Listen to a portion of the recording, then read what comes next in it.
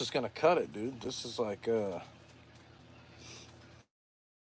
I'm like so far back. I don't know if I'll read the comments or not. Welcome to the Temple of R13.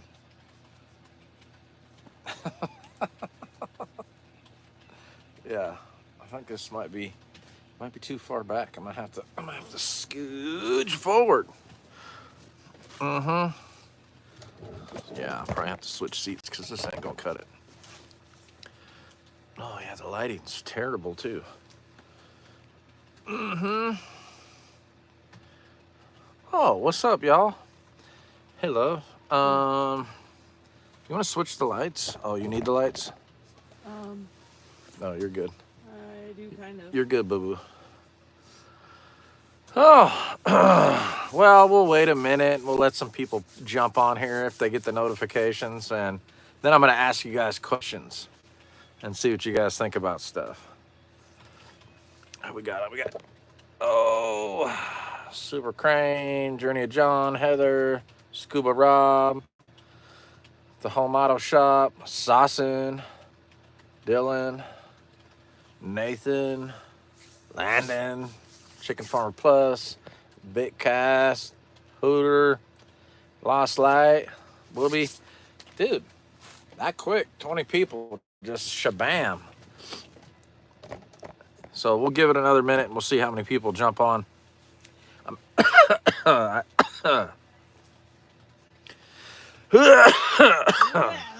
that. I actually have questions. I have questions I'm going to ask and feel the world out and see what you guys think. Jeremy's on here. What's up? So,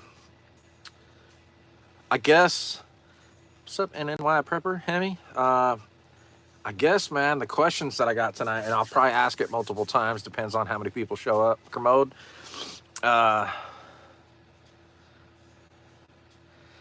actually, dude, I'm not sick, Scuba. I was just choking on my own spit.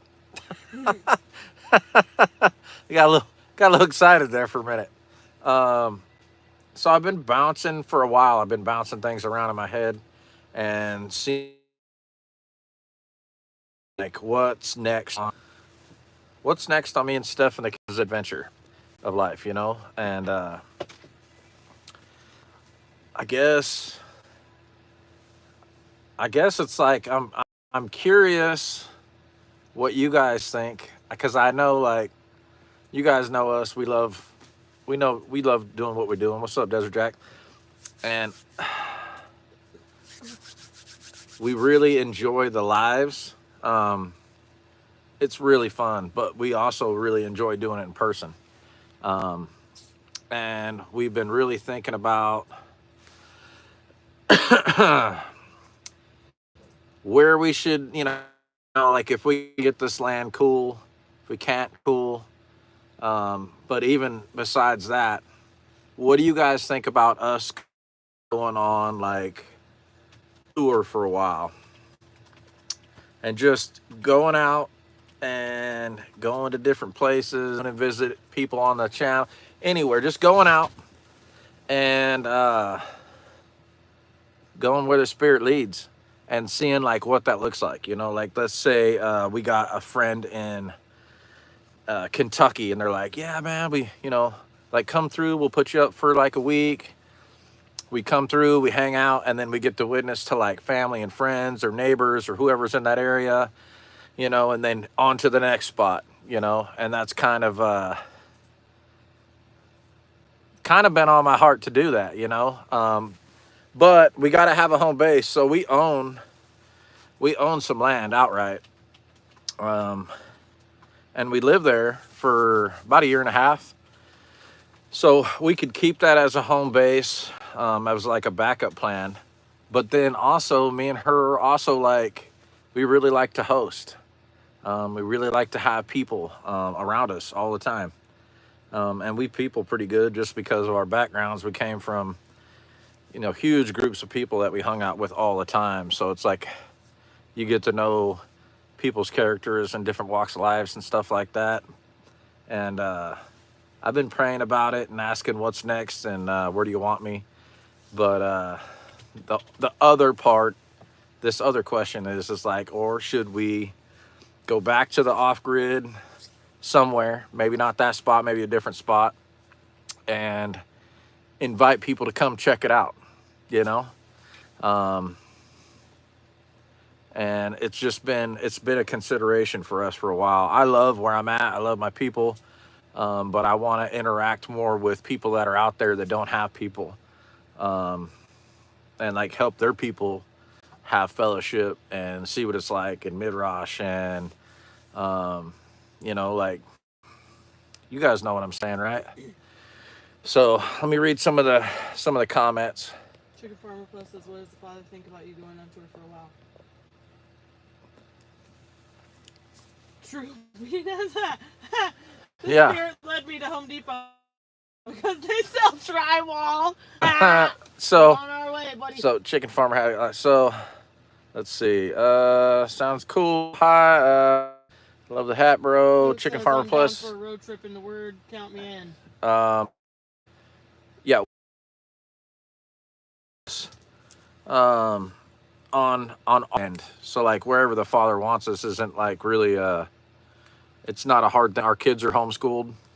We got really good curriculums and they're good at it. I mean, it's kind of like what disciples do. I think they go out and they fellowship and they teach and they preach and they witness and they pray and they just read the word and they give their testimonies. I think that's like something that's honorable. Everybody's saying pray about it. Their opinions are irrelevant. Yeah, no, I mean, I know pray about it, right? I know pray about it. And your guys' answers aren't going to like weigh me one way or another. I'm just curious what you think. Because ultimately it comes up to whatever the Father says, period.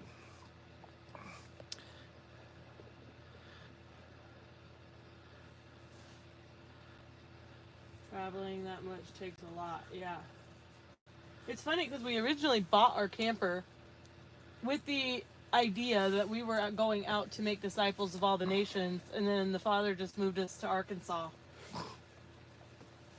But it got us out of where we were in a camper. Yeah, so like, here's one for you. So like, remember your first love. Me and her's first love is that we wanted people to know.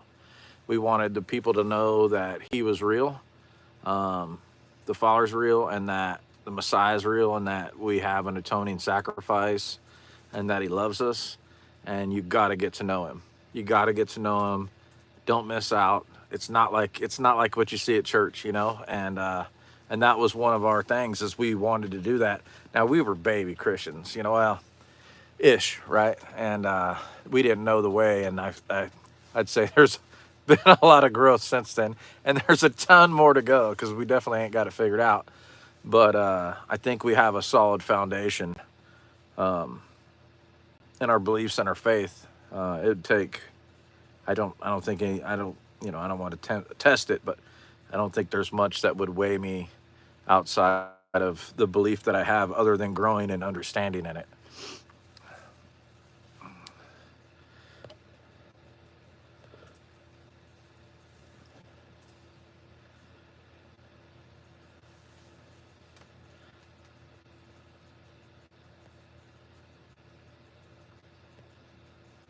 We were on the road quite a while. Like we were on the road kind of traveling between different states for a while before. Are you feeling restless, Journey of John says? Yeah, I guess that's a good word for it. Not restless. We're just not settled, and I've been praying about. What's the plan? Yeah, I've been praying out what's the plan and where do you want us for a while, and it's like like I know by no mistake am I exactly where I'm supposed to be, and these are 100% my people that I hang out with all the time and that I do life with, and I'm not like burned out on it or nothing like that. My heart is to reach people that I can't reach here. And my wife had a good word. She's like, we should do more in the community. And I'm like, you know what? That's a good word. It really is, because there's just areas around us that we can do outreach to. And I think We should just start there at least. start there for sure. Go to the mall and the bars and the pool halls and the prisons and the psych I wards. would go to prisons for I'll sure. go to psych wards Yeah, to visit anyways, right? right. A lot of people in metaphorical foxholes. There you go. Yeah. Well, and here's the thing. Let me grab this phone real quick. So here's the thing: is I really enjoy one-on-one with people, and I really enjoy group settings. So it doesn't matter to me, and we can people really hard for a long period of time. And they make Shabbat for a reason, right? You get to rest. But I think for me is I feel like gathering people, like gathering up the saints. And I don't know why that is. I don't know why I feel like reaching out, like getting all these people so they like I have a network of believers, like more so than I do now. I mean, I have a pretty good one, but I'm just being like, I know there's people out there. And I know there's people that are still coming, that are still going to come to the way, that are still going to come to the understanding that the Father's been working on, and he's starting to remove the scales from their eyes. And I just, I just want to do more of that. If you guys have ever been on a deployment is a lot like what men's retreat is after hours. So after you bust your butt all day and you're cutting wood or running equipment or hand loading or handing out water or doing logistics, driving and dropping stuff off all day, whatever it is that you're doing or working with people out there in the community as outreach and seeing what people's needs are, doing strike teams, whatever it is that you do at night when you're at the fob and you're kicking it with your people, the witnessing that happens and the spirit moves. And like you don't go on deployment and stay there unless you have a servant's heart. And I guess that's really what I'm trying to say is that me and Steph, we have a servant's heart, and we want to help people in all kinds of ways. We're not like limiting that. And I help people all the time here too. I mean, yeah, I love it. I do. I love where I'm at, and I'm not unpleased or unsettled in that.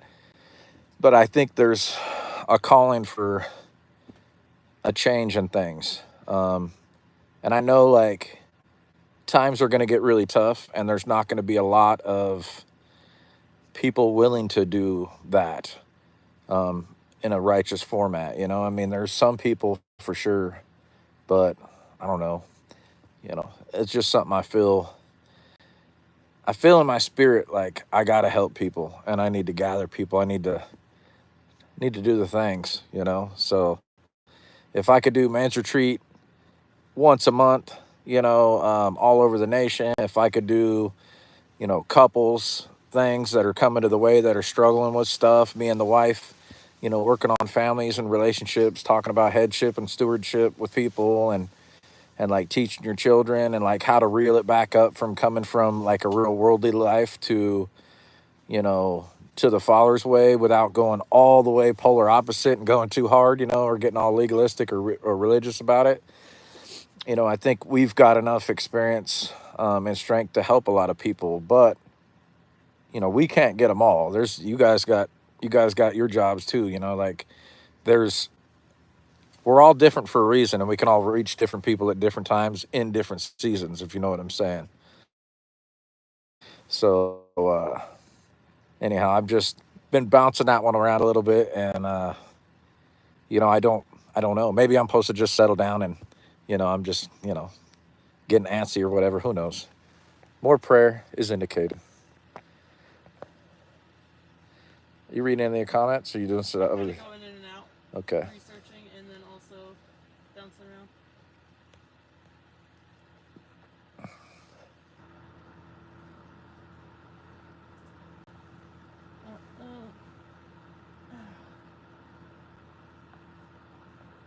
There's just a lot. There's a lot all over. Somebody said I got to put some drywall up. Yeah. We are aware. Yeah, I'm tracking. It's the next step after we finish fixing the structure. Yeah, if you're new here, so what I was bouncing around was the idea. If you're just getting on, I was just bouncing around the idea of us traveling on a little bit of a like a witnessing tour. I don't know what that looks like. Kind of a working vacation where I go and I, do my regular work or I volunteer somewhere and help people fix stuff. And, we just travel around and meet with people like you guys that are in different states and areas, hang out, do stuff, see who else we can witness to. I know a lot of times that I felt like if I had, when I was first coming to the way, there were some guys on the internet like Zach Bauer and a few other people. I was like, man, if I had that dude here, he could articulate stuff that I wanted to share with my friends and my family in a way that I couldn't. And that still to me is like it's true, because there's like people we can reach, and then there's people in our circles that we want to reach that other people have to reach, and that's it.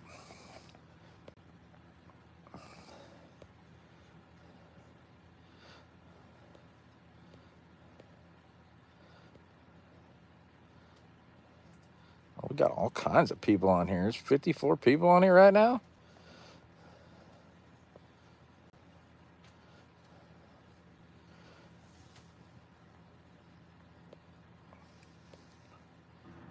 And I mean, if we had like a house and like a decent spot, we would end up just freaking using that place to kind of, you know, It's a home base. yeah, let people. Well, I mean, also to like bring people to counsel them or work with them or whatever.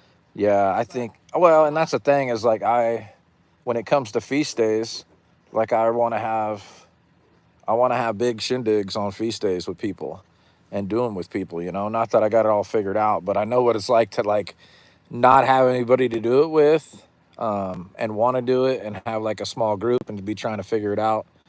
Um, that's all.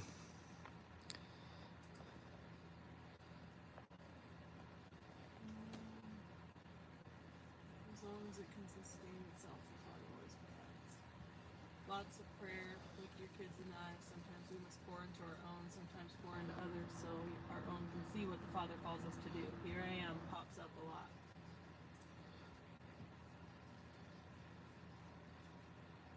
And that, I mean, I've always, like, my biggest prayer has always been like, okay, Dad, where are we going now? What are we doing? How are we going to help save the world? And then usually he's like, hey, man, you're supposed to be, like, leading your kids. I'm like, okay, Yeah, for but I want sure. to do something exciting. He's like, yeah, no, these kids are your, like, ministry. You know what I mean? Yeah.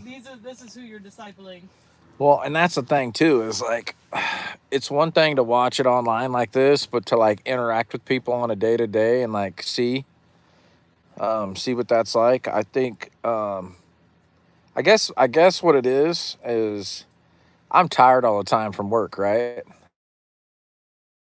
Um, but it's not the right kind of tired. Um, and when I'm on deployment or when I'm at men's retreat, it's the right kind of tired. And I don't know if you guys understand what I'm saying. It's a different kind of tired, and I want to be tired for the right reasons. That's all.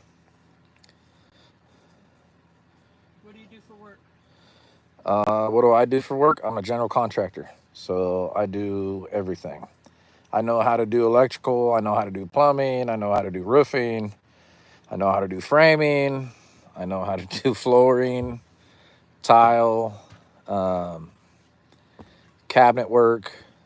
What else? Countertops, No, Beaver, we did not move out of the camper. I'm lands. sitting in the shed that's halfway built. Yeah, land. I know I can do. My first business was a landscaping business, so I got landscaping.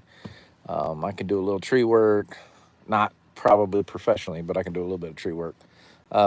And yeah, I mean, I do a lot of different stuff, lots and lots and lots and lots of stuff.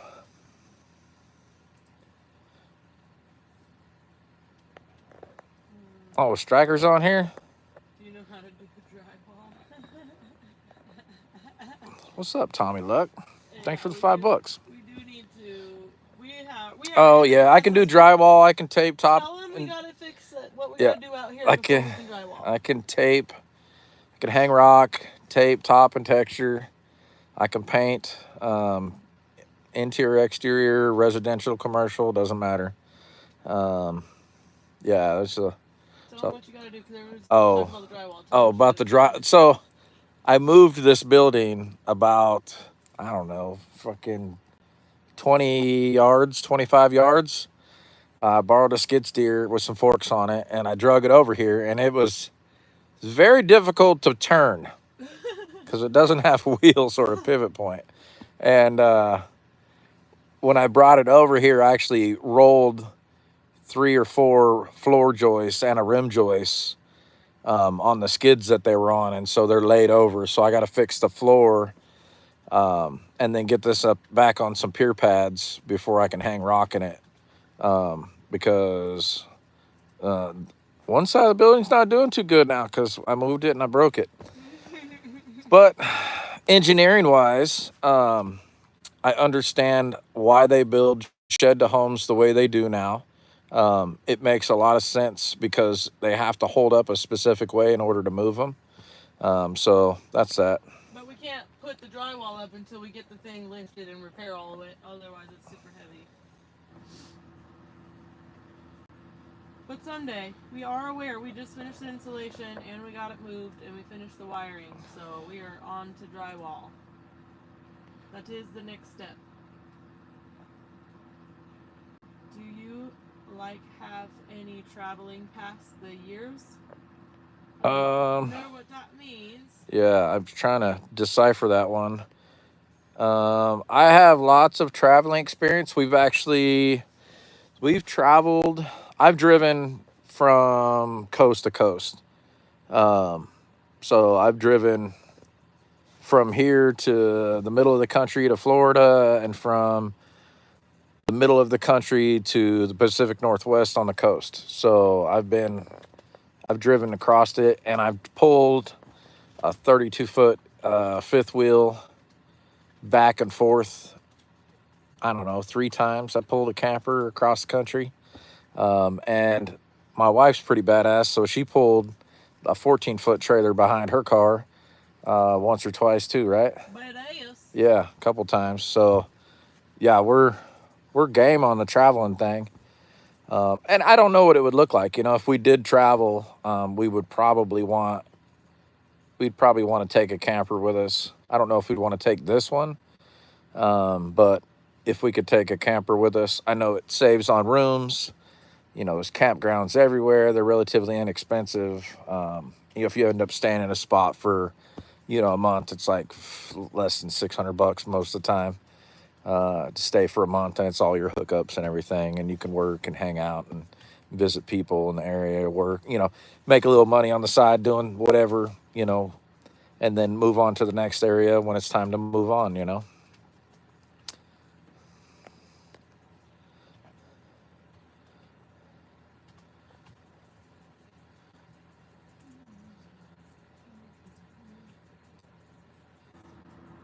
If you'll go to Maine, bring me. Why do you want to go to Maine? What's in Maine? Maine. I don't think I would want to go to Maine for multiple reasons. If the father's like, go to Maine, I'd be like, I guess we're going to Maine. Um, Do they tie in the top and bottom different for transport? Speaking about the ship. they do actually. So they do double rim joists, and then they also do a flat backer on rim joists. So they'll put so they're using 2x6 or 2x8s. A lot of times they'll notch not the joists in the floor, but they'll notch the beams underneath so that the joists sit in them and lock them in, so they don't roll when they drag them. And then at the end of the buildings, on the short ends, they actually do a double rim joist, and then they lay. Um, Love you, Texas T. Thanks. I'll buy another Bible.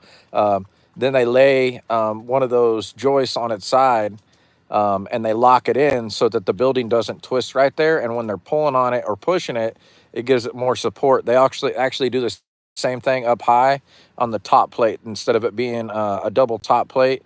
Like, see that up there? That's a double top plate. Well, almost a double top plate at the top, but they do those. And instead of it being like whatever your framing is on your wall, whether it's 2x4 or 2x6, they actually lay the double top plate on the ends. They'll lay in like a 2x8. And what it does is it gives more rigidity and more push on the wall. So it's stronger on the push. It doesn't want to break in like 2x4 walls do. Scuba Rob, what are you going to Egypt for? You said you're going to Egypt in less than 3 months. Egypt? Egypt? What you going to Mitzrayim for?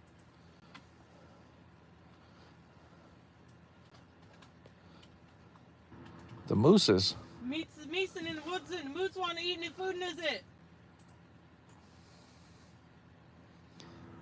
I feel like Hemi says it's Moses's. Moose's. Moosin. The moosin. Many much moosin. Yeah, moosin in the woodsin.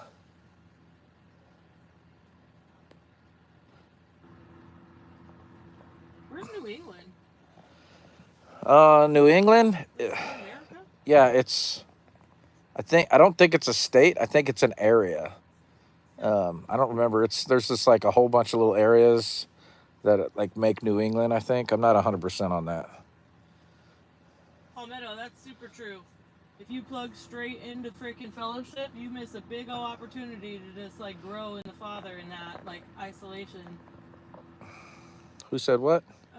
Palmetto, I kind of feel sorry for people who come to Torah and immediately have fellowship. It sucks to be alone, but those people are missing out on something. There's a lot of growth in it. Like in that being alone time before you plug in. Well, and I think so. Yeah, Palmetto. There's a season for that. What's up, Patty? There's a season like when we start coming to the way. I think one of the reasons that we're alone for a long time is because we have to have a solid foundation, so we're not Torah terrorists, and also so that we could be established, so that when we come into the rest of the people, when we start walking alongside Israel, like we already kind of have some of the truths of the word in practice. Like we're keeping Shabbat, we're wearing tassels, we're eating clean. We've done studies on what is clean and what's not clean. Start looking at ingredients. You know, yeah, and all those things.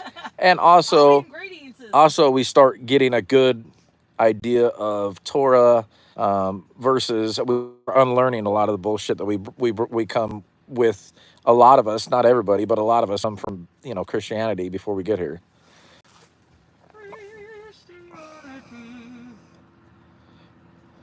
Oh gosh. So we felt alone in revelation of coming to Torah for 12 years. We didn't find an assembly till about 2 or 3 months ago. Yeah. The Northeast is a feces festival because the anti-constitutional governance. Man, you know what? I know that probably means something, but that sounds hilarious. I don't understand what it means. Yeah, I think that what what they're saying is it's a lot like California, where there's not like the Constitution don't mean shit, your gun rights don't mean shit. It's just whatever their lawless ass hypocritical state and government wants to play things as. Which I'm from the left coast, y'all, and this freaking California is terrible. Oregon's terrible. There were some spots in Oregon that were still really, really good. Spots in Northern California that were still really, really good. That there was still a little bit of liberty and freedom there, but it's just all wrapped in BS. But it doesn't mean that the Father's people ain't there. Doesn't mean that people there don't need to hear truth. My wife said, "Yeah, we could go back to the West Coast and witness to people," and I'm like, "Man." I immediately was like, "Nope, I don't want to do that." But if I need to, I will. One of the things is I really would like to witness to my daughter and my son and their families that they have out there. And I haven't really had the opportunity. Yeah, man. The last time I went to Cali, it was not a good trip. I mean, when we were leaving there, we were totally in the Torah terrorism mindset. Yeah, I mean, Yeah, it was a different thing. Also, I'm not saying I'm a prophet, but like the word says, like a prophet's not, Without honor in its own yeah, hometown. not honored in his own hometown. And like I know like a lot of that would be the truth. Also, I was a different dude back then. Um, so like who I am today and who I was then, yeah, people would see it, but it would take time. Um, Not that I really care. I mean, I do and I don't. If it brings glory to the Father, then yeah. Palmetto, dang, dude. What? My dad said you only stop celebrating Christmas because you don't want to share your birthday with Jesus, and he said it in front of my kid. Oh Oh, no. that's terrible. Yeah. Yeah. See, like if I got family that's going there with it, they'll be cut off. You know, like you don't have to agree with it, but you're gonna respect it. Respect my. No, I'm just Respect my kidding. Thor towel.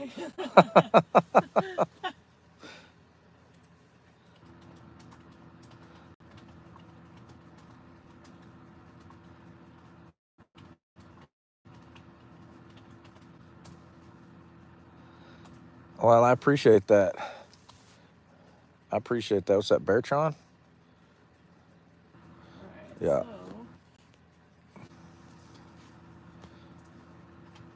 Scuba diving in the Red Sea. Excellent. I mean, that sounds amazing. I guess I'd do that too. What's up, Tuna? Oh gosh. Oh no. Going back to Cali. Yeah. Yeah, for sure. Every time I head back, I play that song. Be honest with you. Promote birthday celebrations or pagan tradition. Yeah, for real. Yep. Yep. Yeah, we'll be at the ruckus. Yeah. Yeah, we're gonna be causing a ruckus.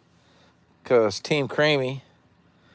I don't know. I haven't been on T's Patreon in a while, but there should be some pretty good videos coming out for that here pretty soon. A little bit of shit talking me and him do. Yeah. Hemi says, I'd scuba the Red Sea and look for Pharaoh's army wreckage. Yeah, straight up, bro. Be go wherever Ron Wyatt said it was, and I'd be looking for some wheels down there.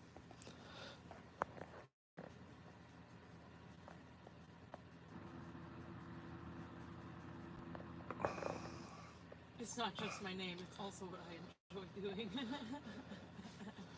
Ever had sleep paralysis? I have not. I don't think he has, but we know people who have. But that probably won't help you at all. I have a lot of weird dreams, though, but that's usually sugar related.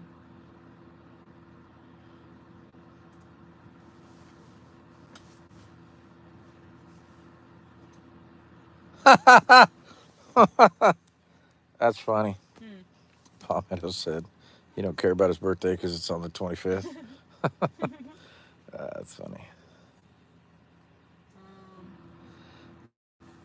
Nope, can't afford drywall. Actually, I gotta wait. It's only a couple $100 in drywall.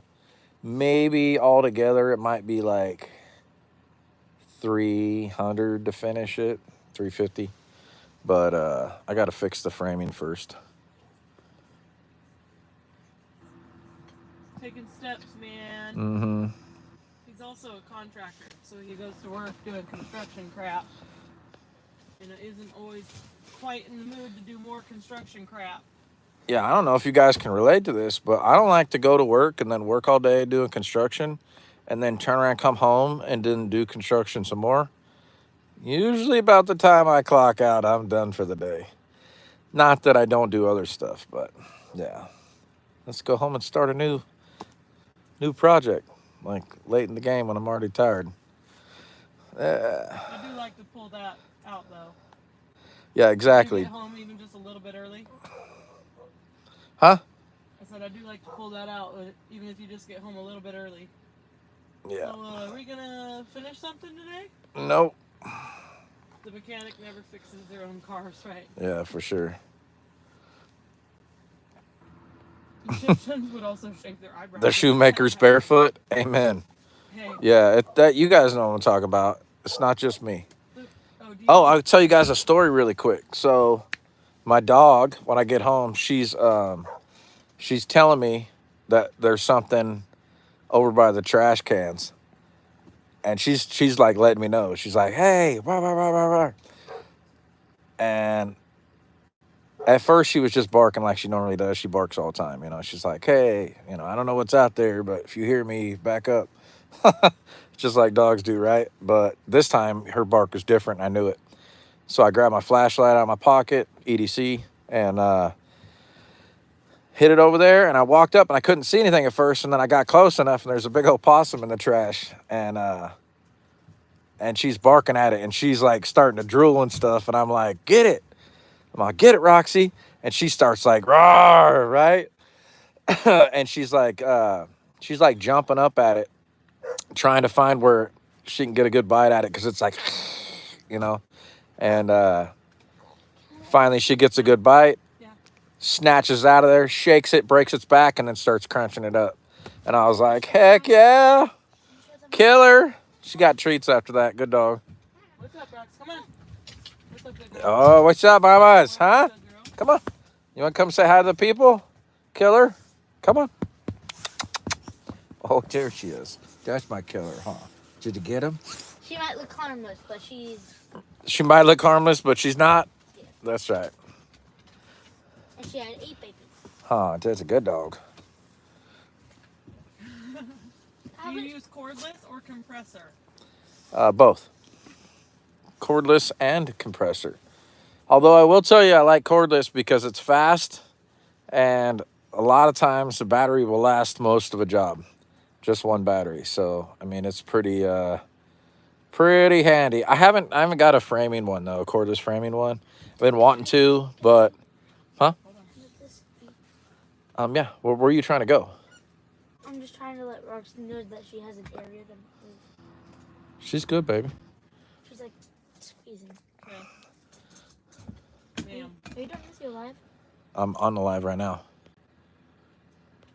I'm living right now. You want to say hi to the people? Sure. Here, say hi, people. Hi. Hello to people. Where'd you get that? So tiny.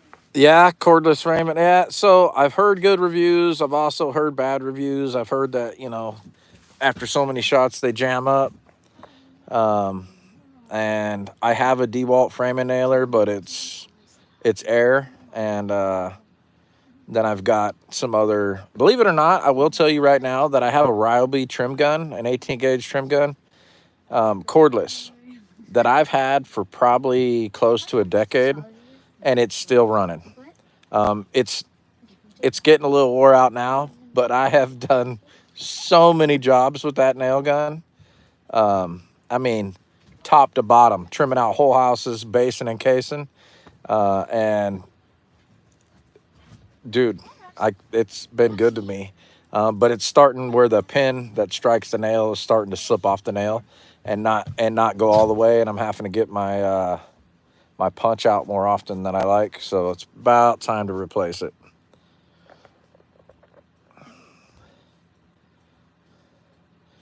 You know, the thing about Milwaukee is built in the same company. It's built in the same warehouse by the same manufacturer as Ryobi and Rigid. Same exact setup. The only different on that gun is it's got a little bit better hardware and better electronics. Outside of that, I mean, the mechanics of it are the same.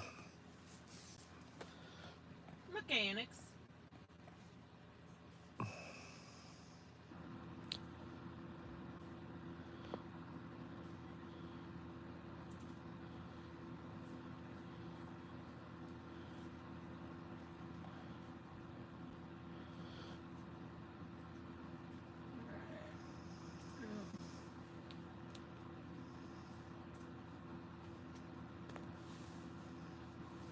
I don't know if I told you guys the other night, my truck's out of the shop.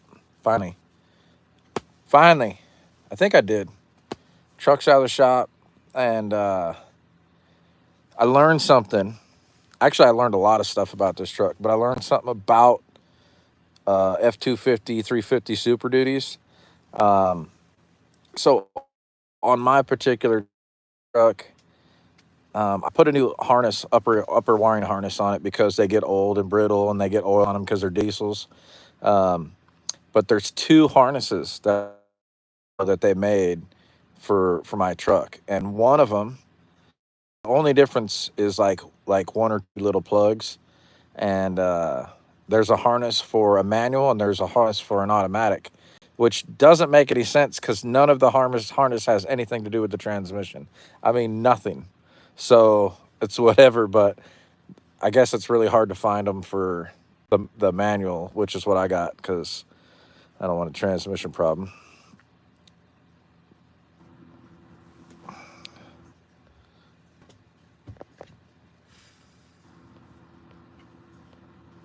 .3 liter Super Duty, yeah. Yep, good truck, man. Really good truck. It's my third one. It's actually kind of my dream truck. I think the only thing different on this one is because I do construction, short bed looks sexy, but long bed it's where it's at for me. Oh gosh, I'm so sorry. Can't stop. Can't stop, won't stop. Actually, Jeremy, they stopped making 7.3 liter diesels midway through 2003. So half of 2003, they came out with the 6.0, which is trash. Some guys like them, but you got to really build the shit out of them and spend a bunch of money on them to make them anything. And I'm not a fan, to be honest with you. The 7.3 liter is basically the Toyota of diesel engines.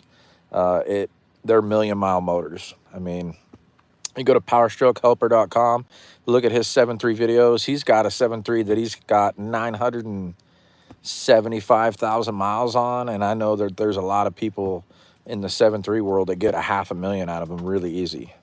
Like very little maintenance.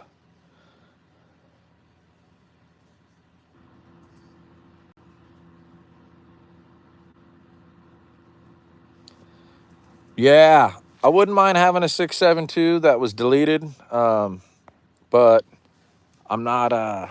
There's so much computer stuff on them, and then the fuel system on those too is they have a problem with the fuel system grenading. And when it grenades, it takes the whole fuel system out. And the newer truck with newer stuff like that, it's 15,000 to get that replaced. Yeah, dude, it's just too much. Yeah, it's just too much. I can't. I mean, my whole truck ain't even 15,000.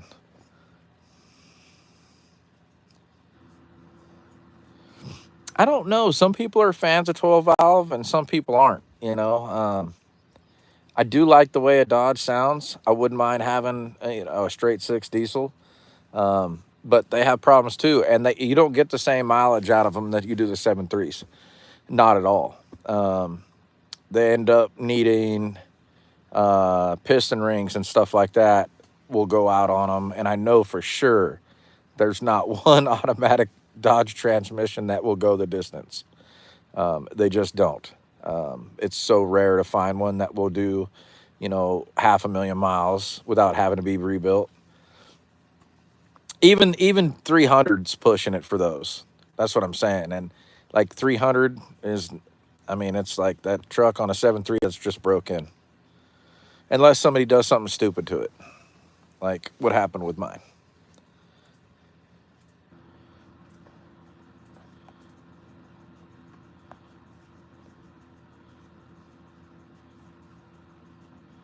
Ooh, Palmetto, we're having another kid, so I need another vehicle because I won't have enough seats. Four-wheel drive van is expensive. Can you hear me? What? Palmetto says they're having another kid. Who is? Palmetto! Oh, Palmetto's having another one? Heck yeah! He's got a whole herd of them. Freaking awesome. What a blessing.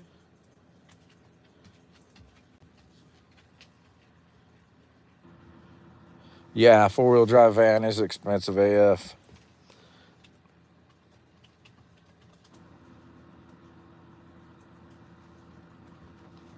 Patty said she had a 7.3 manual and wish she still had it. Yeah. I'm pretty blessed with this thing, man. And of course it took all the friends and all the financing to get this thing bought and worked on, but we got it now, so.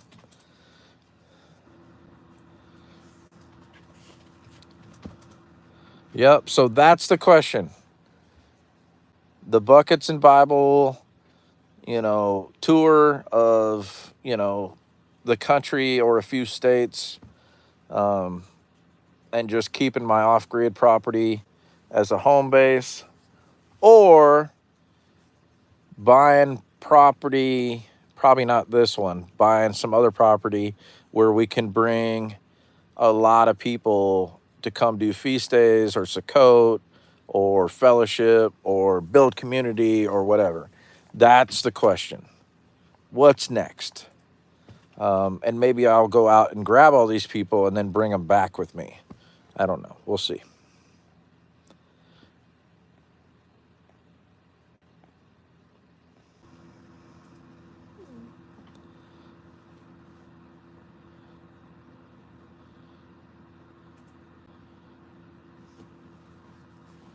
Oh, I'm going to put this thing back on the stand, I think.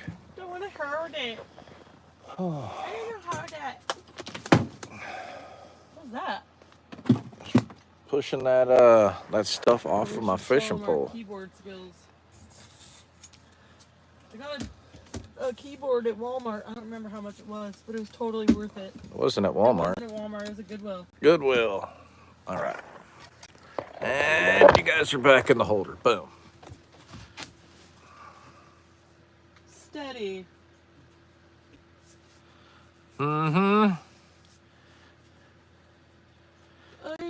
Oh yeah, YouTube the other night when we were playing the music, they emailed me. They're like, "Hey, you don't get a strike, but we're not going to monetize your video. We're actually going to give your monetization to the people that you copywrote on." So, just saying. And I was like, I knew they were going to do that. But I think if you put in the description, what's up, Jimmy Carr? The band name and song or something like that, it should fix it, right? Yeah. Well, there's people I'd like to go see in Texas. There's people I'd like to go see in Florida and in Oregon. Florida. There's people I'd like to see in Montana. There's a lot of places I would go, for sure. I don't really want to go to any major cities though, man. To be honest with you. I'll stay on the outskirts and dip in for just a little second, but yeah, I'm just not, Oregon. Yeah, Oregon. We actually lived in Oregon. We love Oregon. Oregon, where we lived in Oregon, was one of the most beautiful places that I've ever lived. Green year round. I like the rain, but even there, 6 months of rain's a lot for 1 year of overcast. It gets a little bit much. Roxy, you want to get up here? Come on. Yep. Hey, here. What are you doing? You want to get up? Or you just want me to pet you? Okay. Yeah, the hoods in Chicago. That will not go good. Look, I went to the West Coast to go see my daughter, and this was terrible, man. But I mean, I was only in the state for like 5 hours, and I already like smashed one dude's face in, and had to. It's just a bunch of hood stuff. People drinking beer and doing inappropriate stuff, and she's like 15 at the time, or 6. She was 15 then, or 16. I don't know. I think she was 15, and yeah, it was bad, and I don't play well with others, and I lived in the hood, and so like it's different rules in the hood, and I just can't, because I know I don't like the me that goes to the hood.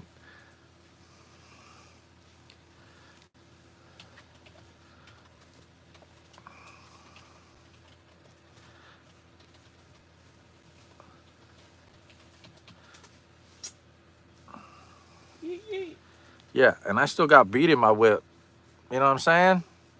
I still got that slap. But I can't, man. I can't do all that. It's just not my jam, man. I can't. The rules in the hood are harsh. And I don't know how to not operate. I'm too retarded to go to the hood. I have no clue. I'm like, hey, what's up?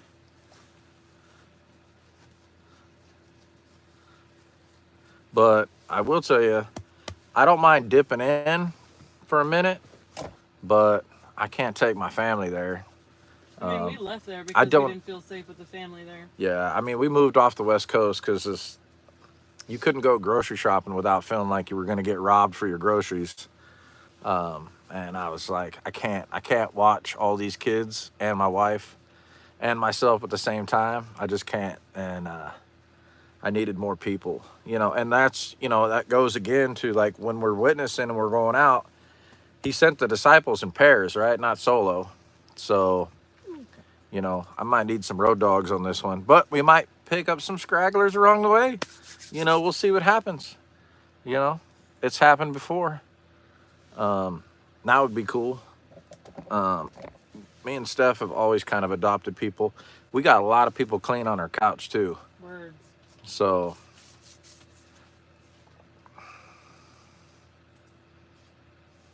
that's right, Vic. Vic knows what's up.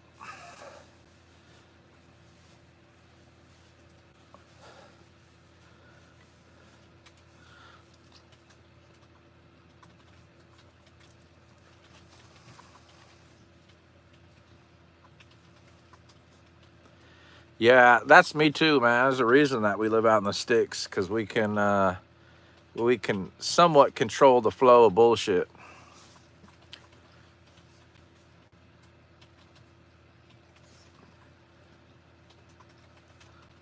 Yeah, I don't think a couple weeks is really what I'm talking about, Vic. I mean, maybe, but nah, I'm talking about like doing a little, couple month tour, um, or as long as it takes. I might be out for 6 months, um, and just kind of see how it goes. Norma's on here too. Cool, cool. Jesus does love me. You're right. Loves you too.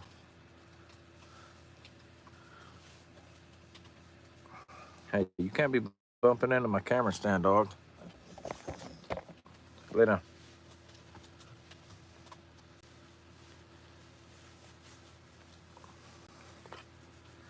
So that's the word, man. That's what's I've been thinking about for the last couple of months, but the last few days I've been really bouncing it around, and I'm really trying to buy the property that I'm on, but I don't have enough capital, and I don't know how to get there. Now, if I'm supposed to have it, you know how y'all is. He just makes a way. But there's some calling for me to go out and get people, and it's been that way for a long time, especially with my kids. I think we should start in town, and as we start getting in town covered, then eventually it'll maybe spread to like other areas. You know what I mean? Yeah. Somebody said, any advice on how to believe in God or strengthen your belief? I get reading the Bible and walking in His ways to the best of your ability, but what helps with the belief that He is real? Ah, that's a great one. So prayer. And prayer isn't like getting to know the Father, getting to know Messiah. You learn His character and who He is by reading the Word, but also by having a relationship with Him. And like that, He desires that. He desires us to spend time with Him. If you love somebody, how do you show that you love them? You spend time with them, you do stuff with them, right? What's important to them, and so the Word shows what's important to the Father and what that looks like, and then your action is to take time intentionally and spend time with Him. And when you spend time with Him, it's not always like, hey God, I'm really sorry that I've been dumb, and well, I don't really know what to do here. And it can be that, but it's not always that. Sometimes it's like, hey, you know what, man, I love you. Thank you so much. Look, this is beautiful. Thank you for all the things that we take for granted, right? And that's a lot of times when I pray, I try to remind myself of the little things. Like, thank you that we have this camper, right? And it's nothing fancy. It's an old rundown 20-something-year-old camper. It's beat up, right? But it's a place to stay, right? And I've been homeless before, so I'm grateful, right? Thank you for like our needs being met. Thank you for the food that we have. And we don't eat steak every day. You know what I mean? That's just not it. But when we do, it's like, it's a treasure, right? So like, thank you for like, we're all together. Thank you that my family's here. Thank you that, that we're healthy. You know, thank you that we have the opportunity to actually read your word, and that there's peace right now. And like, just the simplest stuff, you know? I'd like to add to it. Go ahead, send it. You want to get on camera? No, I'm not camera. You're not camera ready? No, bro. Oh, they said boo. I've been laying in my bed all Boo. day Okay, you're There's camera no ready. There's no Snapchat filter on there. You look beautiful. What are Oh you my talking gosh, look, about? you can see my back titties. Oh, don't say that out loud. Sorry, I mean, you did it. You stop it. Okay. I don't like it. Okay, no camera for you. There's no Snapchat filter on there. What Uh-huh. I was gonna say was, I would say try surrendering some things, even just one thing at a time, where you just say like, I'm not sure what I'm supposed to do here, so will you please reveal that to me? Which way should I go? You know? That's it. Because the more you do that, the more you're allowing him to enter into your life and actually lead it. But if it's just like, please give me this, please, like if he's like a magic spell, Yeah, if he's like, it's like not Yeah. being used properly. But if you think of it more like a teacher, a guide, a leader, like a friend, yeah. like how you would say, like you would talk to somebody that you're standing there with, like, man, what do you think about that? That's weird. I don't know about that. Or, yeah, I got a weird feeling about that person. What do you think? You know, like any of that. yeah. Just spend time.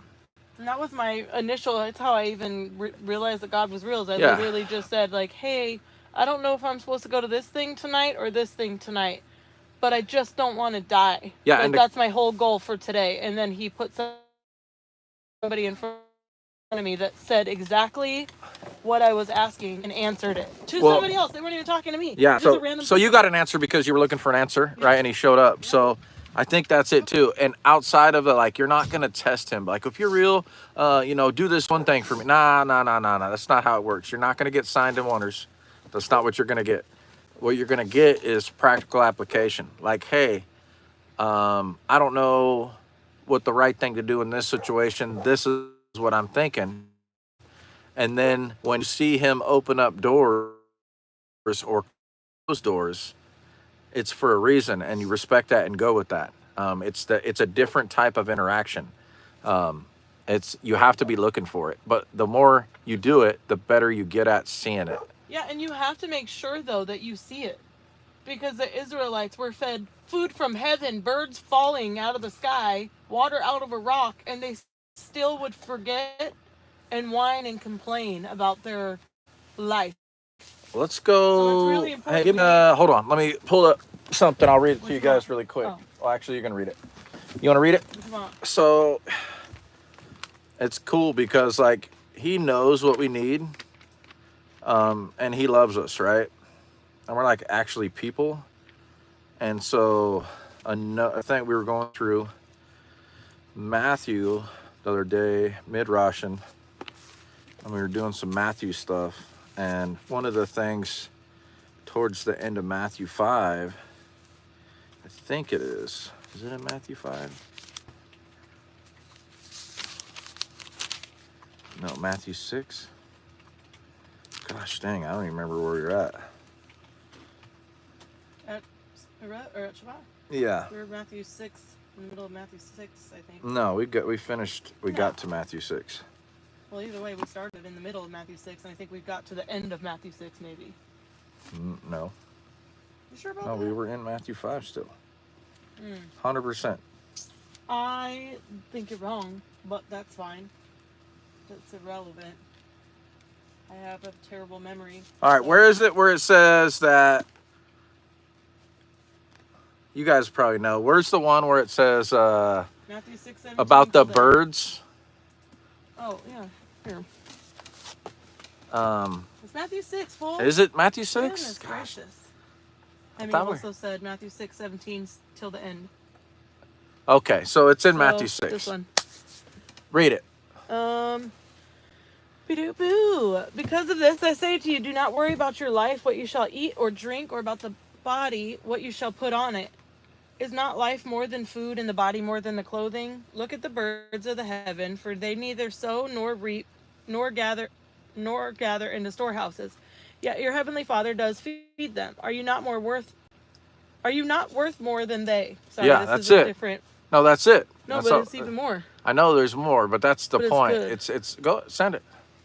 And which of you, by worrying, is able to add 1 cubit to his lifespan? So why do you worry about clothing? Note well the lilies of the field, how they grow. They neither toil nor spin. And I say to you that even Solomon in all his esteem was not dressed like one of these. But if Elohim so clothes the grass of the field, which exists today and tomorrow is thrown into the furnace, how much more you, O you of little belief? Do not worry then, saying, what shall we eat, or what shall we drink, or what shall we wear? For all these the nations seek for, and your heavenly Father knows that you need these. But seek first the reign of Elohim and his righteousness, and all these shall be added to you.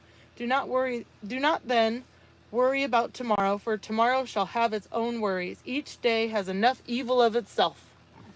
So, like I was saying, it's Sorry. like he knows what we need before we even ask, right? He just knows us, man. He knows he ain't got his eyes closed to what's going on down here. That's all I'm saying.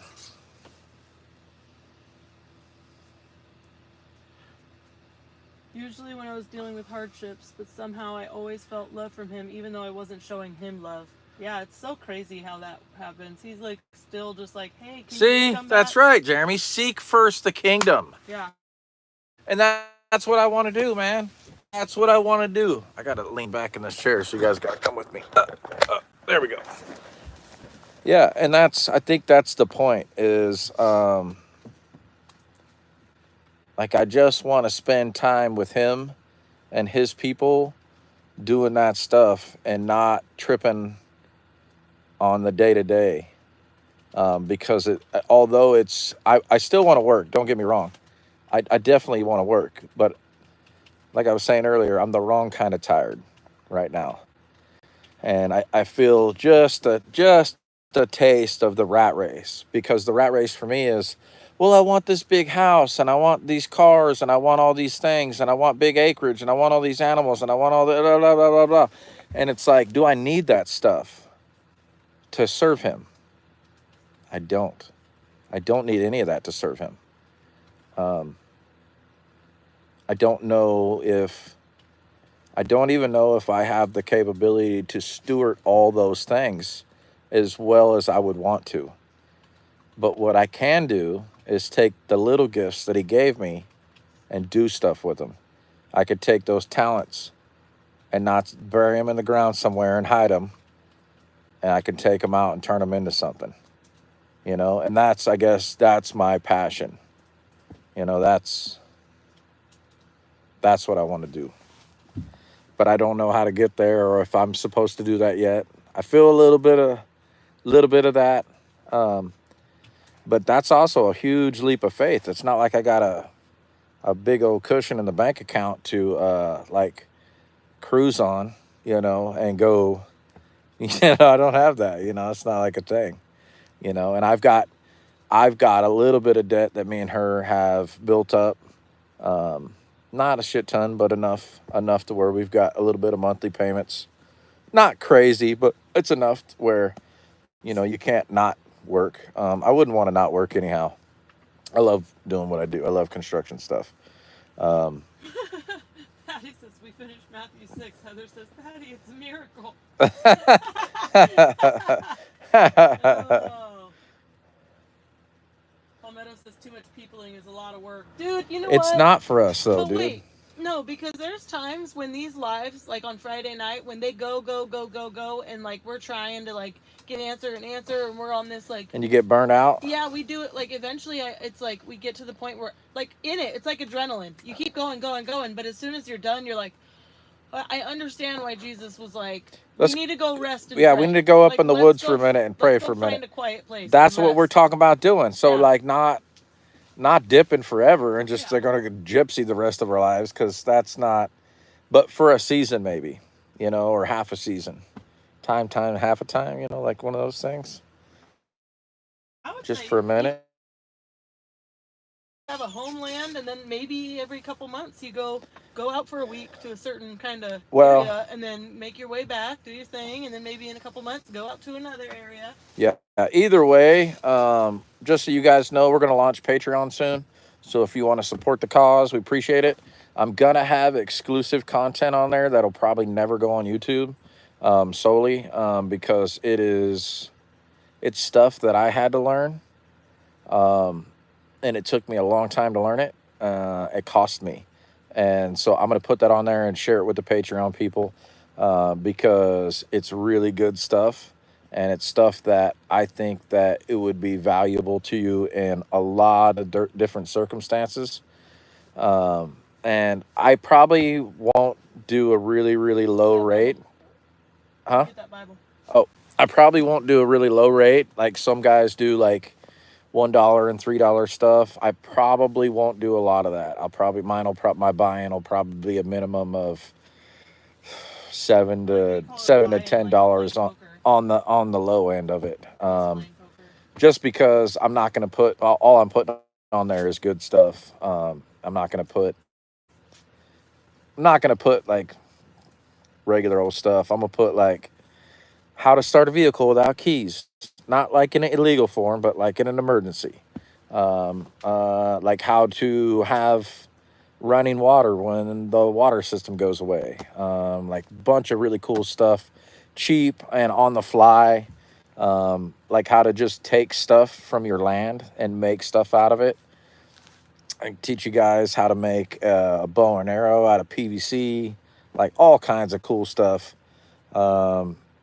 Just all kinds of little hacks and tricks and stuff like that, from like off-grid living to real world application, like when you're going traveling, like what kits need to look like, depending on what you're going for, where you're going and how far away you're going, like what kind of truck kit you need, what kind of bug out bag you need, get home bag, whatever you want to call, all the different stuff that I've learned over the years, and then what to give you guys some super cool what to look for in the hood.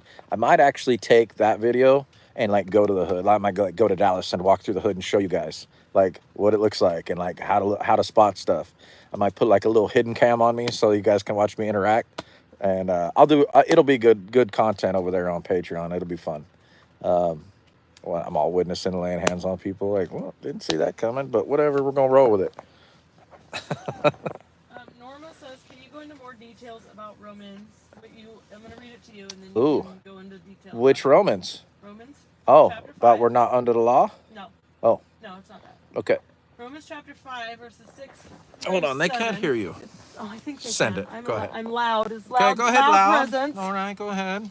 For when we were still weak, Messiah in due time died for the wicked. For one shall hardly die for a righteous one, though possibly for a good one. For a good one, someone would even have the courage to die. That's it. That's what she was. I have to read it in another version. So you got the version on your phone. I'm going. Read it on your phone. And here's the thing is context. So you got to understand the context of what he's talking about. And I think trying to get the context out of just that short amount of verses. What's the question? Is bigger. So put the actual question. What is your understanding of that, or what your concern is? You want to read it in a different translation? While we were still weak, at the right time Christ died for the ungodly. For one will scarcely die for a righteous person, though perhaps for a good person one would dare even to die. But God shows his love for us, and that while we were still sinners, Christ died for us. Mm-hmm. So what it's saying is he would die for like a king, or who would die for some sinner, right? Yeah. Who would die for a sinner? Oh, he's a wretched sinner. Why would you die for him? Some scumbag, right? And it's saying like Christ died for us when we were scumbags, when we were against the Father and his ways, so that there may be a point when we could come to him or come back to him. And I think that's kind of what that's pointing at. I'm assuming Paul Meadows talking about the different types of things that you were like, oh, all these, you're listing out things on Patreon. And then, I think that's what it's in reference to, but he says, See that guy over there twitching and talking to nobody? That's a meth head. Yeah. Probably not. He's probably smoking crack and fentanyl. Because meth heads won't talk to anything. Listen, I saw someone and they were doing the wiggle thing. They were speaking. The little wiggle thing, and I was like, that person, I'm pretty sure. And they were like, no, that's probably just ADHD. I'm like, nope. 100%. There is a very specific wiggle.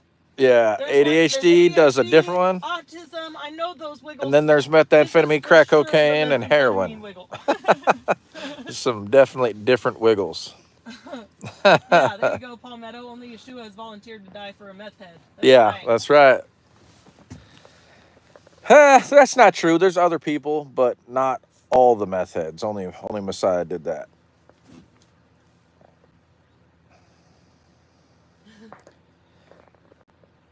I just looked up and watched this. Like, hold on. Maybe I went too far. Dang it. No. Lost it. Yeah, it's funny though. I just looked up and saw you dying laughing. No, I don't want full screen. Well, I need you to read some comments for me, Lou. You know what?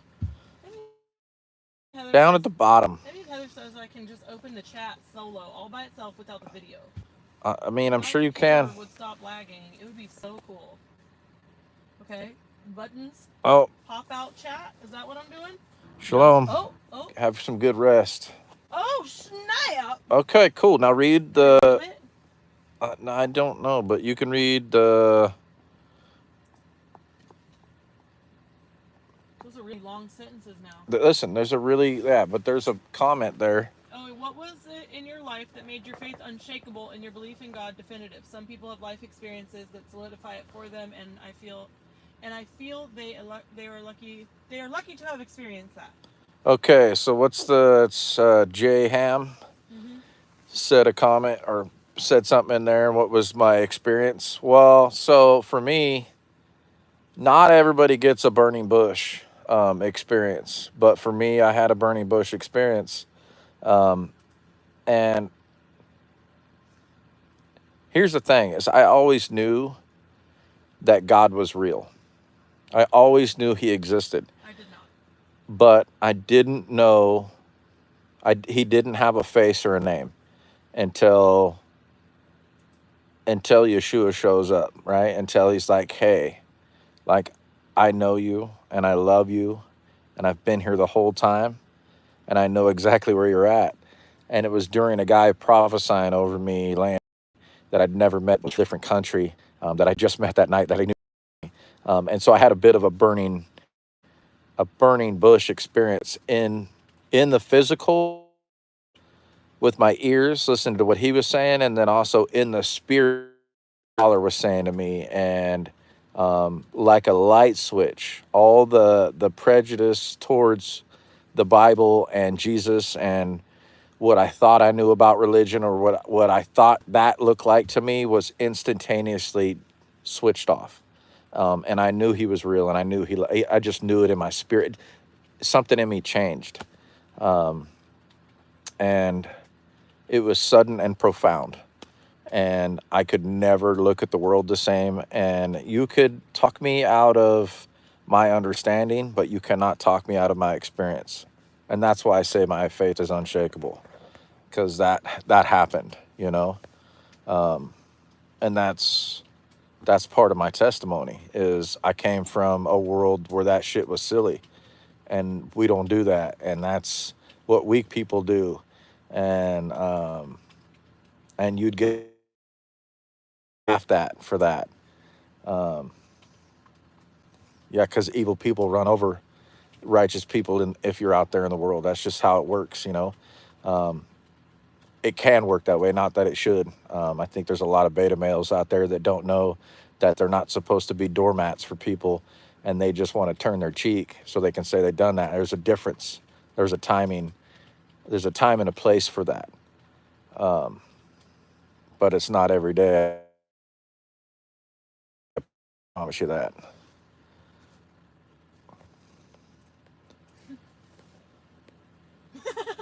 What's up? What are you laughing about? So, the home auto shop said I gotta go to bed early morning tomorrow. Shalom all. And he said THAS, shalom and good night. Everybody's like, good night, Abby, shalom, shalom. And everybody starts saying shalom to each other. And then Abby's like, wait, I'm not going anywhere. Dude, epic.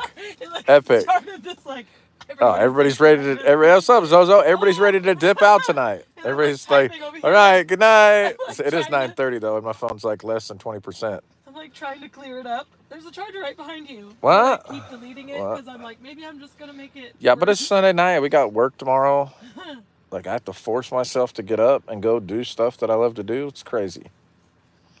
Yeah, Zozo, I agree. That doesn't mean all religions are true, but I think that there's an aspect when your experiences are aligning with the scriptures. It's totally different than when your experiences are aligning with what people say your experiences are supposed to look like. So he didn't say to me, hey, listen to these people, their religion is right. That's not what he said to me. He said that I know who you are and I love you and I've been here the whole time. That's what he said. And it took that situation for me to get there. By no means does my belief system look like, or my faith, which is my works, does it look like anything remotely close to what the people that I was around then and their faith and their walk still looks the same? Mine looks totally different today. Matter of fact, to those people, I'm such a wretched sinner, they can't even fellowship with me. I don't know how that came about, but it's probably the Father clipping that cord so that I can into the way and not stay in false doctrine. It was painful. Paul Meadow said it's a shalom avalanche. A shalom avalanche, nice. And he says it's a shalom avalanche. We're going to use shalom avalanche going forward. Shalom avalanche. Jeez, that we're gonna have to write that on a whiteboard, and then we'll point to it like at the end of the stream. We'll just be like shalom avalanche. Shalom avalanche. Yeah. Oh.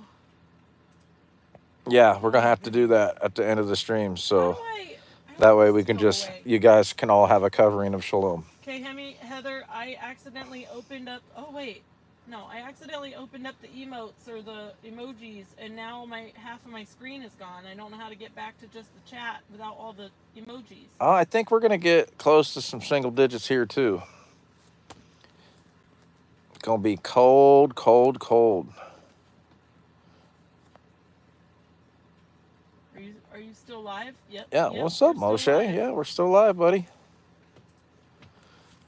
Oh. P. Diddy got a timeout. P. Diddy had to go bye-bye?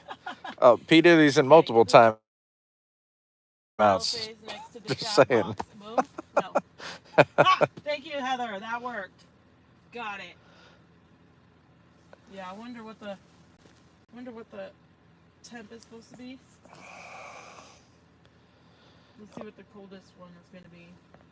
Oh, yeah. Wednesday is supposed to be 6. Oh, 6 degrees. Nice. Yeah. Hey, be careful on that because you can OPSEC. OPSEC. Gotcha, boo-boo.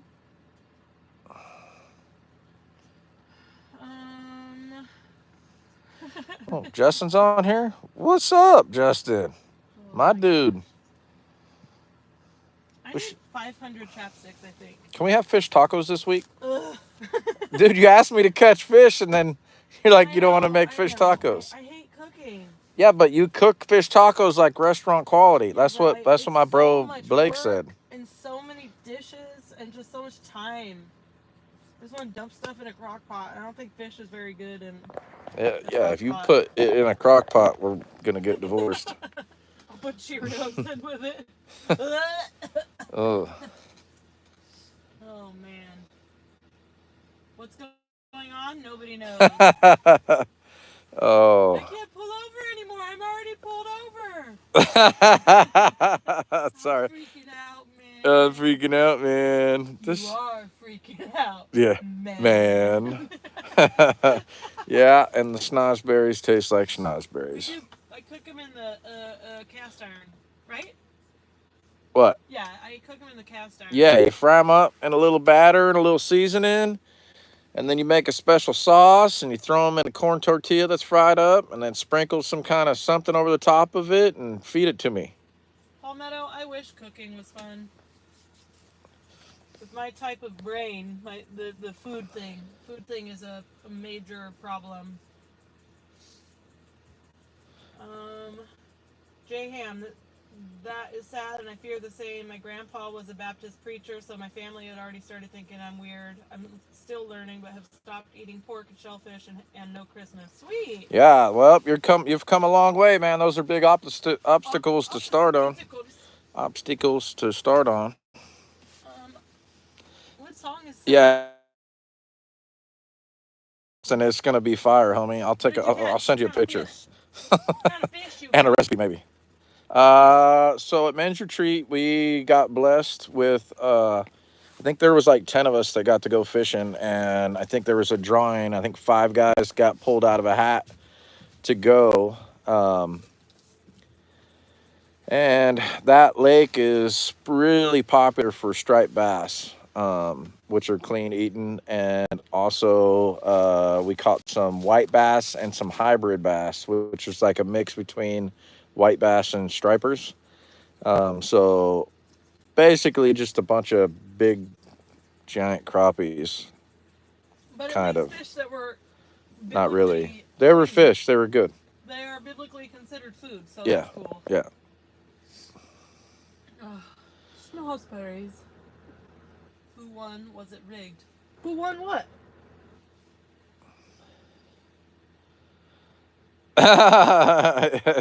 It was rigged. Yeah, you know. Kind of. It was kind of rigged. Please I mean, don't waste the fish, I didn't pick, but somebody picked, and they didn't get to see the names, so couldn't have been rigged. We won't waste the fish. It's just that you have to remember to actually take stuff out of the use the air fryer. Take some fish out of the freezer, love. Ugh. Okay? What do you mean? That means I have to actually cook it. Yeah. What's tomorrow? I don't know what I'm doing tomorrow. I can't commit to that. We're having chicken in the air fryer. Damn it. Woo! I'm not a big mahi taco guy. I tried them before, and I just wasn't. I don't really like mahi. I don't know if it's just the way that it's cooked. But I went to some like Hawaiian restaurants, and I was trying to find something, and they're like, "Oh, you got to have the mahi. It's good." And I ate it. I was like, "Oh, it wasn't really that good." There's a movie in this. Maybe when you're like at the right on the coast, it's fresh and delicious. The way to Pacific Northwest, I'd go and have smoked salmon right on the coast. I know it was caught there and cooked there, and it's like fresh as you can get it, and it was always fire. So, and when I ate seafood, it was the same thing.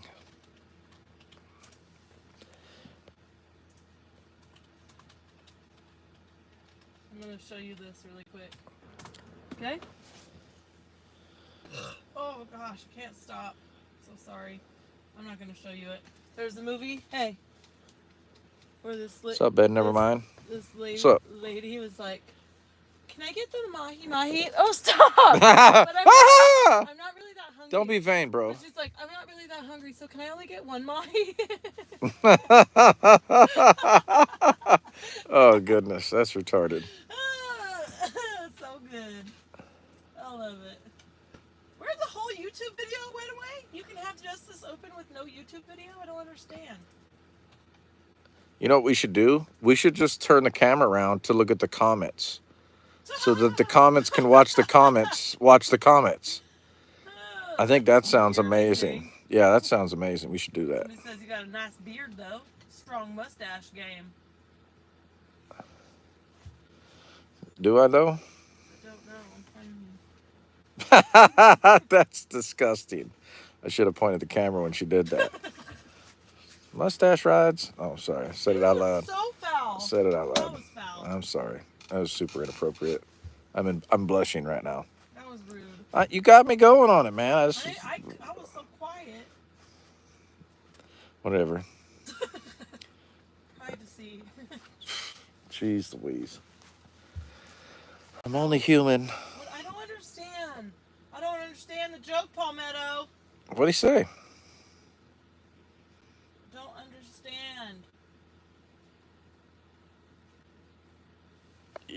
Yep. A picture of a picture in a picture. There we go. Yeah, that one.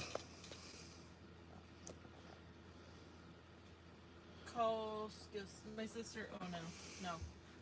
Nope. What? I was gonna say something my sister brought up to me, but it's also au jus. Oh. Okay. Mmm. Okay. Chew sauce? There's a joke, but I can't get it. What did the Nazi eat with his Philly cheesesteak? Au jus sauce. Jeez.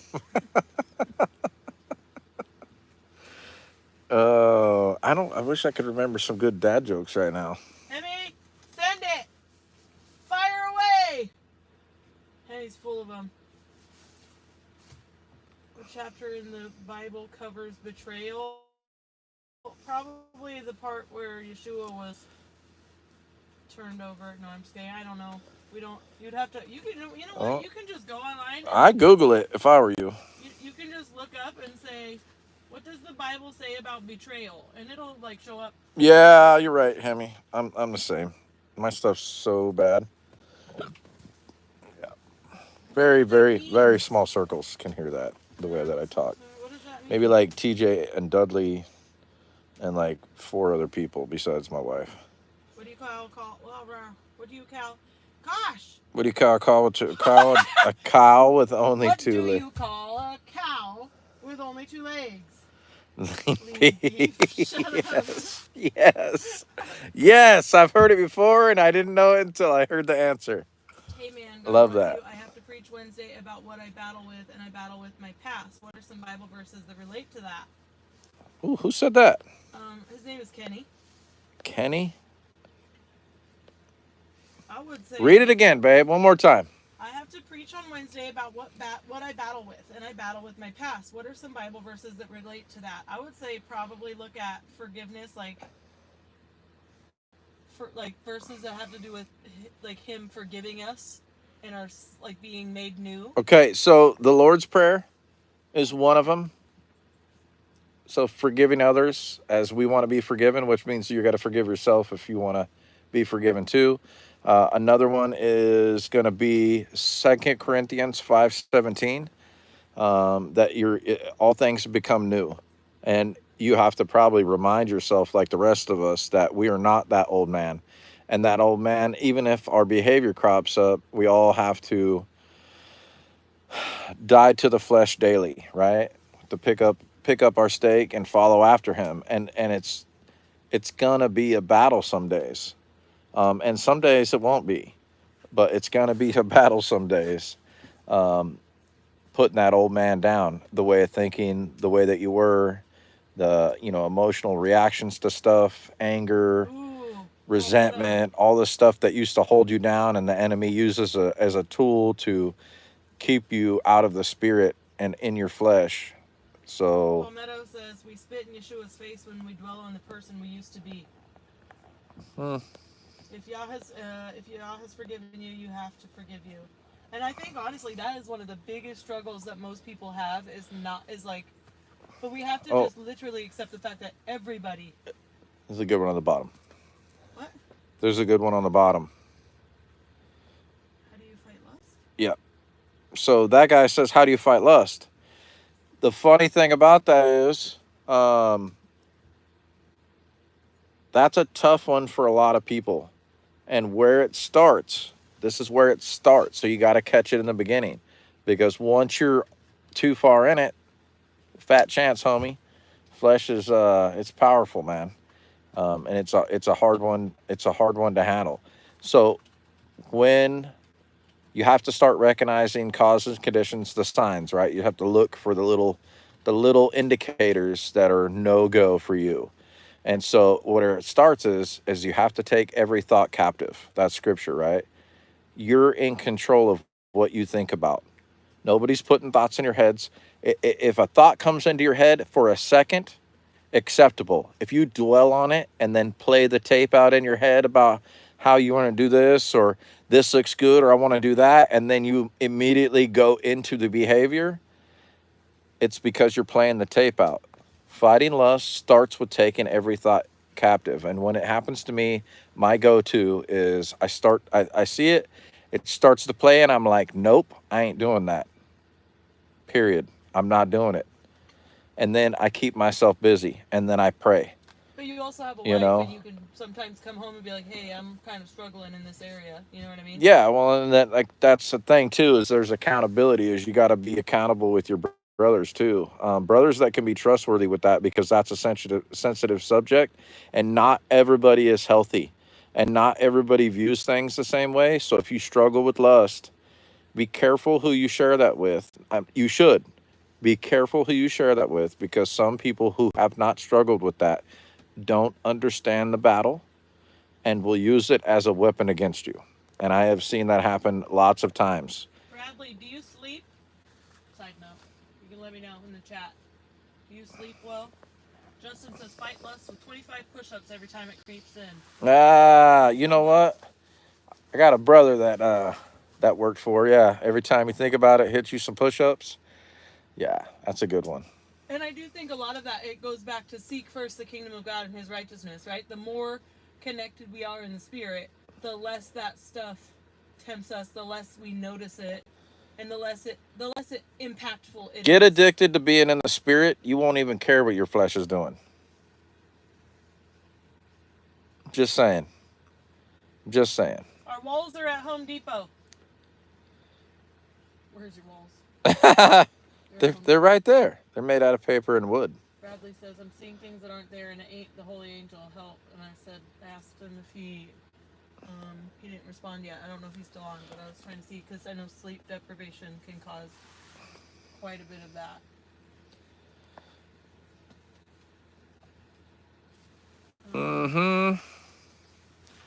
Put on the whole armor. The one that was saying and what does putting on the whole armor look like?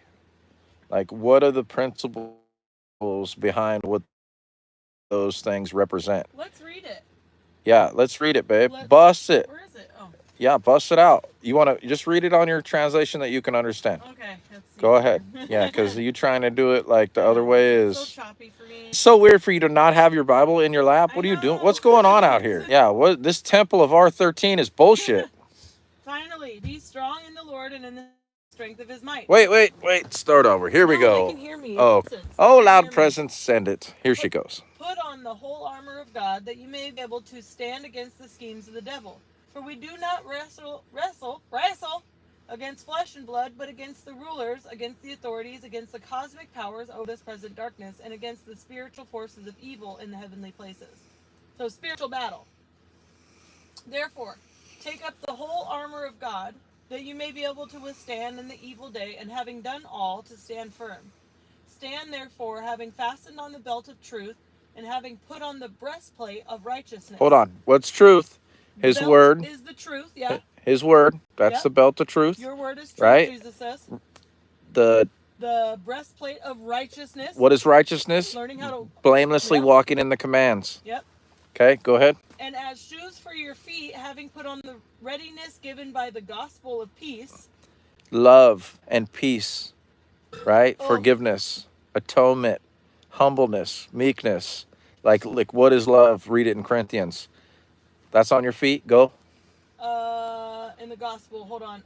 In all circumstances. Oh, and that he's coming back. Sorry, that's part of the gospel too. In all circumstances, take up the shield of faith, with which you can extinguish all the flaming darts of the evil one. Okay, so faith is what we do. It's what we believe and what we do, because faith is an action word, right? And so your faith is what? What do you believe? I believe that my God is bigger than this enemy. My God is bigger than this flesh. My God is bigger than this problem, right? And so you believe that. That's your shit. You got your shield. So it doesn't matter what they're saying, because your shield's catching all them arrows. Just saying. This to me is important. This to me goes back to what we were talking about earlier about forgiveness. We got the helmet of salvation. Take the helmet of salvation. Yep. So like protect your mind with the salvation. Right? Remember who you are and that he died for you and that you're already paid for. Yep. And the sword of the Spirit, which is the word of God. Yeah. To me, that is a super important part. Yeah. because you can try to like defend yourself against the enemy, but Mm-hmm. the sword is actually fighting back. Like when you think about Yeshua in the wilderness when Satan was tempting him, Yeshua was battling Satan's twisted scripture with the truth of scripture. So he was literally jabbing at him back with the scriptures in context. Mm-hmm. Praying at all times in the Spirit with all prayer and supplication. To that end, keep alert with all perseverance, making supplication for all the saints, and also for me, that words may be given to me in opening my mouth boldly to proclaim the mystery of the gospel, for which I am an ambassador in chains, that I may declare it boldly as I ought to speak. Yep. And so the thing about the sword of the Spirit, right? And it's the word.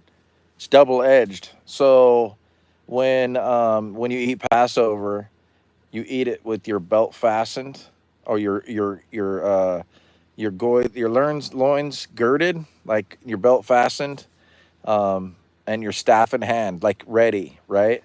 And like I think that's the point of the belt of truth, is that you're ready, because you understand the gimmicks of the enemy, like what is truth and what is a lie, right? What is the Father and what is everything else? I don't have an Ethiopian Bible app on Ready to move. That's right. on my Bible app, but I do. It's in my Amazon cart. The Ethiopian Bible is for sure in the Amazon cart, but I don't have a way to access that on my phone. Belief is knowing your parachute will open. Faith is jumping from the plane. There you go.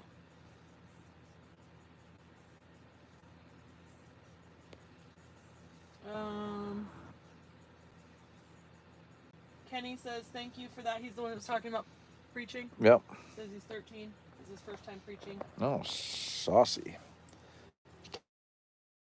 Probably should have been watching my mouth a little more tonight. See, you never know who's on the other side of the camera. Then you stay watch all night. I know, you do. Mm-hmm. And what are you watching for there? You're watching for the sign. You're watching for when is it time to go. That's why you're ready. You're waiting and watching for the sign. Mm-hmm. I'm going to be watching this year, y'all. I'm watching. For the sign sign of the son of Adam. It's like we started, just like it talks about in Revelation, just what it talks about in Matthew 24 or Luke 13. I can't even remember all of them. I got to pull them out. I actually want to do that because I always go to Matthew, and there's so much in the other gospels too that's fire. I mean, there's so much there. I love it. And it's just one of those things where you look at it and you're like, okay, so the first time we did Sabbath, we were like, we're not supposed to cook, so we went out to eat pizza. Yeah, we ordered pizza. And then we realized that it said not to cause anybody else to have to work, so then we pivoted. We were like, oh shoot. And so like even with like every single feast day, we ordered pizza earlier. We go and we do a little study or whatever, right? Like every year it's like, let's go through and restudy all these feast days, all these celebrations, and see if we missed anything. And I know the night of watch was something, it was like 2 or 3 years ago that we started realizing that was there. The best ever. Yeah, possibly, but the man words also don't belong. Yeah, it's also, in certain context. It's also in a certain context. His household too. Some kids are more mature than other kids. For sure. Let me see.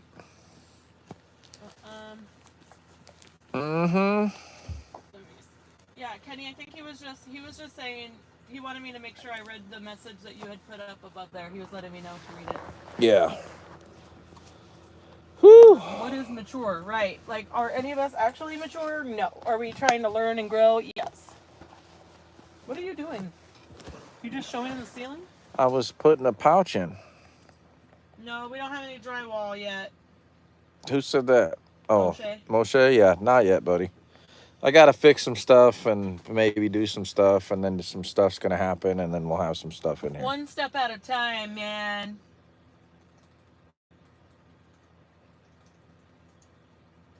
But it is fully insulated now. And we have a little space heater that runs in here. Don't worry, buddy. This is Nice just and the toasty. office hashtag laundry room. Yeah. Stat Slash like pantry yeah, or like something? it's got like some stuff, and it's got some, and it's got some other stuff. Yeah, Yeah, it's just stuff. it's just got stuff in it. Yeah, this isn't my house. Although if I had to, I could live in here. Upstate 717. That's awesome. This will be the first time going through the appointed times. That's super exciting. And guess what? You're going to do some of it wrong for sure. So just expect that. You can't perfect it. Just study it. And then next year you're going to restudy it. And then you'll be like, oh crap, how did we miss that? So it's freaking great. Like every one of these appointed times has so many like blessings and so much deeper like understanding of the process and the scriptures and everything. Like it's great. What does it say? Jimmy Carr says, buy a sheet of drywall for buckets of Bible. Yeah, exactly. Right? Yeah. Hey, listen, it's like not even that much to finish this. It's really not that much. I mean, I don't have it, but it's not that much. So when it's time, it's going to be fine. Oh no. I got to fix some stuff. Tell 717 about Night of Watches. This is his first go. Yeah, so there's a part in, I want to say Exodus. It says, wait, no, let's just read it. Is it in Deuteronomy? I don't know. I think it's in Deuteronomy, and then like there's kind of a second witness and one or two more scriptures. He said just hang the 2 sheets where you sit when you stream. It looks like the walls are all done. Yeah. I'll just tape and texture one little spot and put a little paint on it. No. Drywall, Texas T says to I'm buy not. some drywall. I'm not doing it. Oh goodness. Thanks, man. There's one sheet. Okay, what was I looking up? Oh, Night of Watches. Hold on, I have to focus. Night of Watches. I think it's Exodus. Save your money, Texas T. You probably could subscribe to my Patreon for that. And then I'll give you all the goods. Although you got to see it in like real world PD in your own place. So that's half a sheet. Nah, man, that ain't $20 a sheet. I think it's 12. I don't remember. All right, I'm not in work mode right now. 12:42. Exodus 12:42. Yes. So that's when Send it. they're going over the Exodus rules or the Passover rules. Oh, it's in a different. Oh, I'm not. I accidentally clicked on the Orthodox Jewish Bible, and I couldn't understand what I was looking at. I was like, how come I can't find Exodus? It should be at the top. 42, is that what I said? No, 12. 42. Oh my gosh, where is it?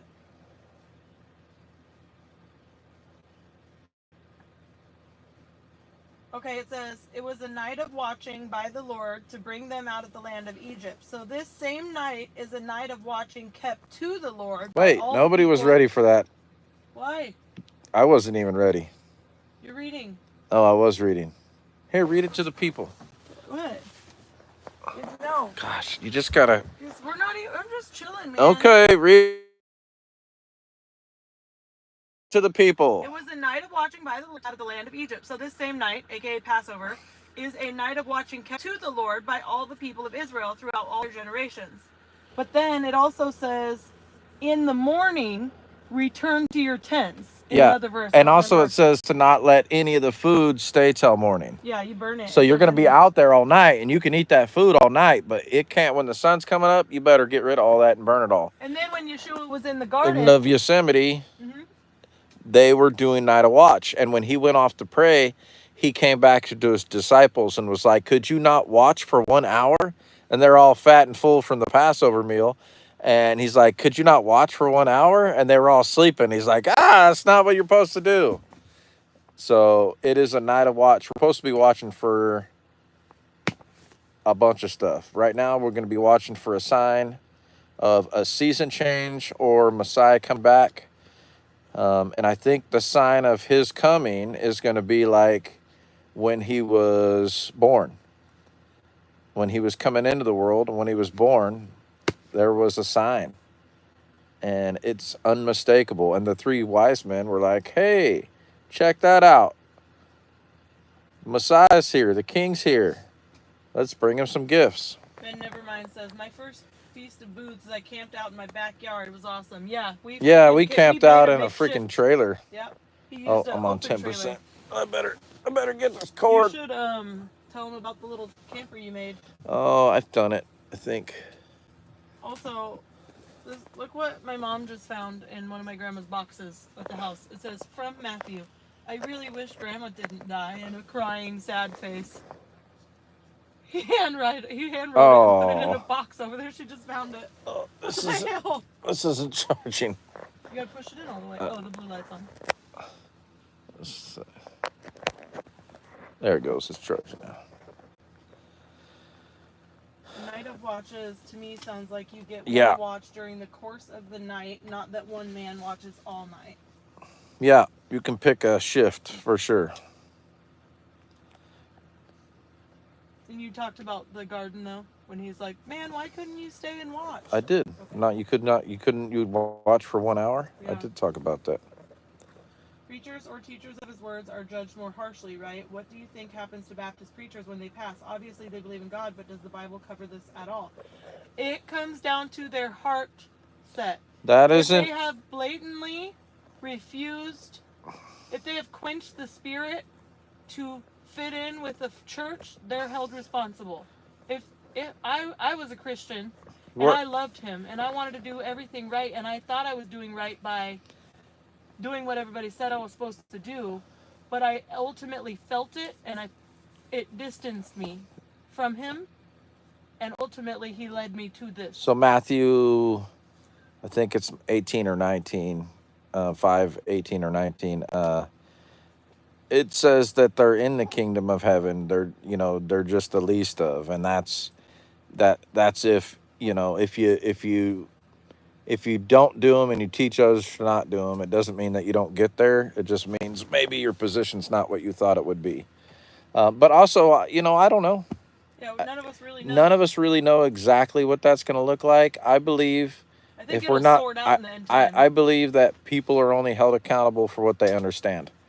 And everybody has opportunities where he has shown us, and we either choose to look at it or we choose to look away from it. We choose to explore it and discover it and search out truth and what is acceptable and honorable to him, or we choose to see what is comfortable and familiar in our flesh. Is our heart dedicated to him? Are we willing to leave our life behind to follow him? Yeah. Or do we refuse him to keep comfort in the things that we want and know? Any of you guys fish? Anybody in the chat? Any of you guys fishermen? Are all humans. I don't think fish have fingers to scroll YouTube. Fishermen or fisher ladies that's like into fishing. Sammy wants me to add Okay. Have you tried this fishing line?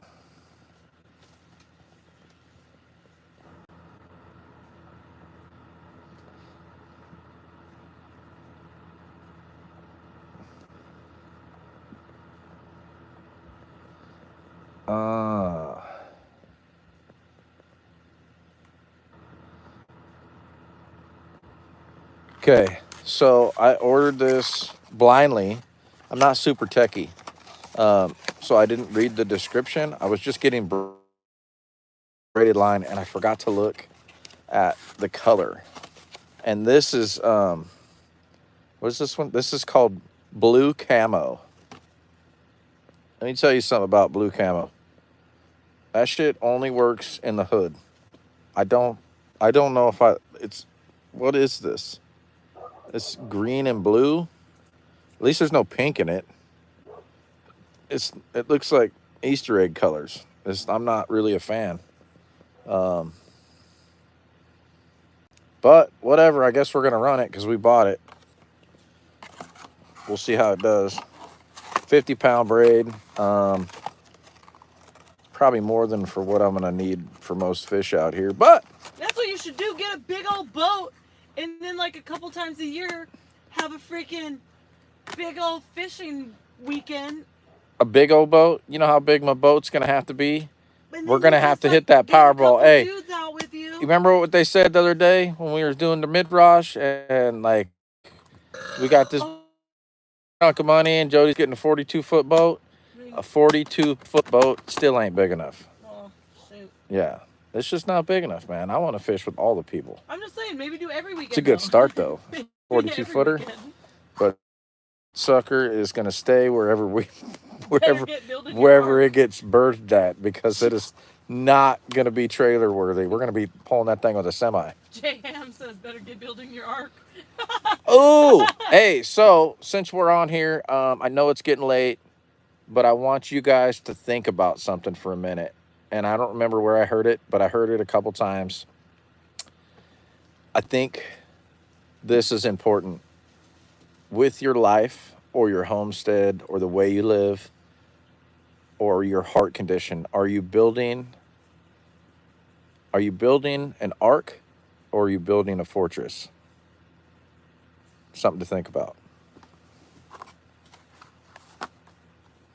Yeah, exactly. That's what we should do. It should be like men's retreat, except for a small group, and then just a few of you spend the weekend at a little cabin, and you just fish all weekend. Yeah. Because that's your... I already got a spot.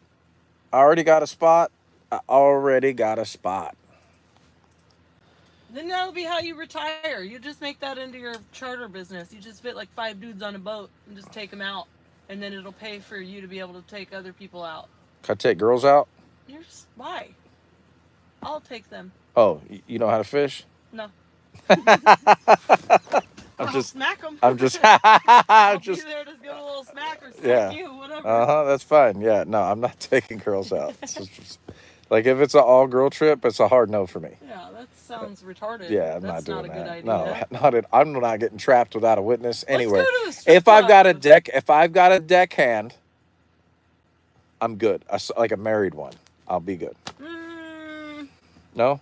I think that's like putting yourself going into the women's bathroom at the gym. If you go with your buddy? If you go with your buddy and a bunch of chicks, yeah. I'd still safer with one person than by myself. I know, but a lot of men take their friends to strip clubs. My friends don't go to strip clubs. You guys don't go to strip clubs, right? Terrible. Deckhand, that's right, Striker. Let me see. Oh, you're talking about computers. Yeah, Kermode, you can fish with your paws. They're saying that it blends in the water, I guess. I mean, if I'm in salt water, maybe. It's not going to blend at the water because it breaks up the color. Maybe. It's still so bright. Ben says it's invisible in clear water. No, this is not invisible. This is no, braid. Silver Crane says it's high visibility line. So who knows? I might be reading wrong. Yeah, I don't know if it's high vis. It's definitely vis line, though. Is that fluorocarbon? No. Nope, it's braided. It's not fluorocarbon. Nope. It's not stretchy. It's the no stretchy. No strip club. That's good. That's good. Yeah, it's a 50-pound test, but the diameter of it is about like 15-pound test. It's really cool. That's why I like braid. And when you cast it, it doesn't have any memory, so you can like launch it. And I used to be really big into casting. I had some really big casting rods that were 11 or 12 feet long. And when I'd bank fish at the ocean or on the coast, I was able to get way out there. And that's always been really fun to me.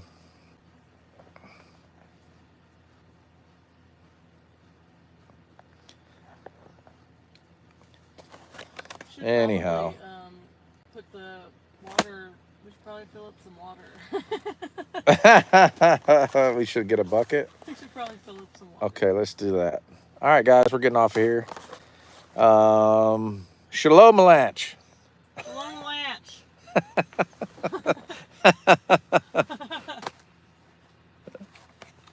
Potato gun casting? What's that? I'll show you.